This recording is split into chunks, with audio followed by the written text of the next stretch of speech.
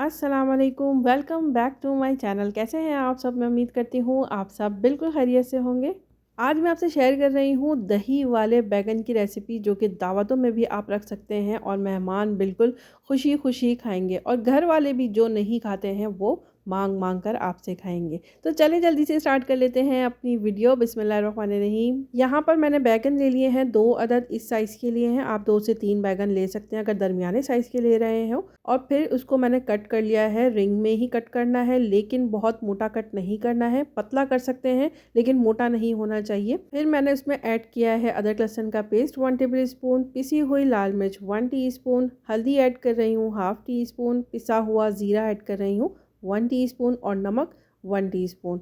ये डालने के बाद अच्छी तरह से इसको मिक्स कर लेंगे। इतना अच्छा आपको मिक्स करना है कि एक एक बैगन में मसाला अच्छी तरह से लगा हुआ होना चाहिए, बिल्कुल इस तरीके से, जिस तरीके से मैं लगा रही हूँ। मसाला मिक्स करने के बाद 5-10 मिनट के लिए आप इसको छोड़ देंगे और फिर इसको फ्राई करेंगे। फ्राई करने के लिए मैंने यहाँ पर एक फ्राई पैन ले लिया है और उसमें ऐड कर दिया है ऑयल। ऑयल हल्का गर्म हो जाएगा तो फिर इसमें करेंगे बैगन को फ्राई। मीडियम फ्लेम पर रखते हुए बैगन को फ्राई करेंगे। बैगन जल्दी फ्राई हो जाएंगे क्योंकि बहुत ज़्यादा मोटे मोटे कटे हुए नहीं हैं। ठीक है, पतला पतला हमने इसीलिए ही इसको कट किया है। तो बस यहाँ पर देखिए बैगन अच्छी तरह से फ्राई हो जाएंगे तो मैं निकाल लूँगी।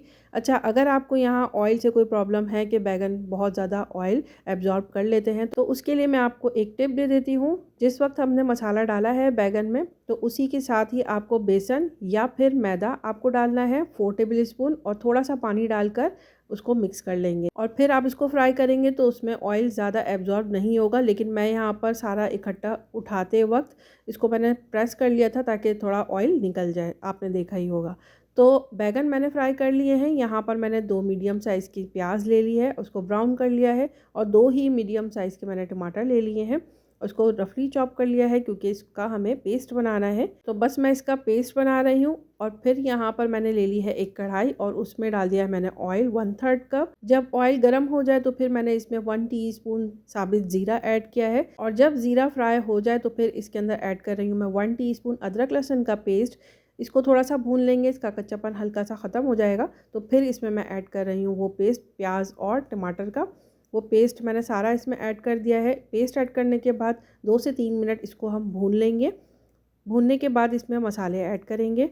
तो मसालों में मैं यहाँ ऐड कर रही हूँ पिसी हुई लाल मिर्च 1 टीस्पून, हल्दी 1/2 टीस्पून, पिसा हुआ ज़ीरा 1 टीस्पून, नमक 1 टीस्पून, और कश्मीरी लाल मिर्च मैं यहाँ पर ऐड कर रही हूँ 1 टीस्पून। ये बिल्कुल ऑप्शनल है, ये मैंने सिर्फ कलर के लिए ऐड किया है, अगर आप चाहें तो इसको स्किप कर सकते हैं। तो मसाले मैंने इसमें ऐड कर दिए हैं। अब इसके बाद हमें इसको भूनना है। इतना अच्छा भुनेंगे कि इसका ऑयल बिल्कुल सेपरेट हो जाए और अच्छी सी भुनी हुई सी इसमें से खुशबू आने लगे। तो यहाँ पर मैंने लिड लगा दिया है, मीडियम टू लो फ्लेम पर 5 से 7 मिनट के लिए छोड़ा है, और देखें ऑयल सेपरेट हो गया है, मसाला बहुत अच्छी तरह से भुन चुका है। तो जब मसाला भुन जाएगा तो फिर इसमें ऐड करेंगे आधा कप पानी।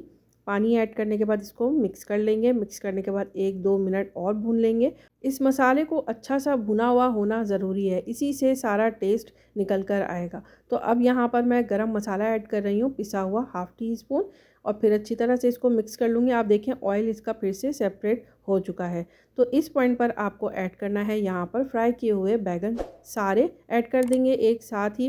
अच्छा, बैगन डालने के बाद आपको बैगन को मिक्स नहीं करना, यानी इसमें चम्मच चलाकर ऊपर नीचे नहीं करना है, बस आप इस तरीके से ना इसको फैला देंगे। यही वजह है कि बैगन हमने पतले पतले कट किए थे। अगर आप इसको मोटा मोटा कट करेंगे तो बैगन फ्राई करते वक्त गलने में भी टाइम लगाएंगे और कुछ कच्चे पक्के रह जाएंगे। ठीक, फ्राई करते वक्त ही बैगन सारे हमारे गल चुके हैं, इसीलिए बैगन को इस तरीके से ही आपको रखना है।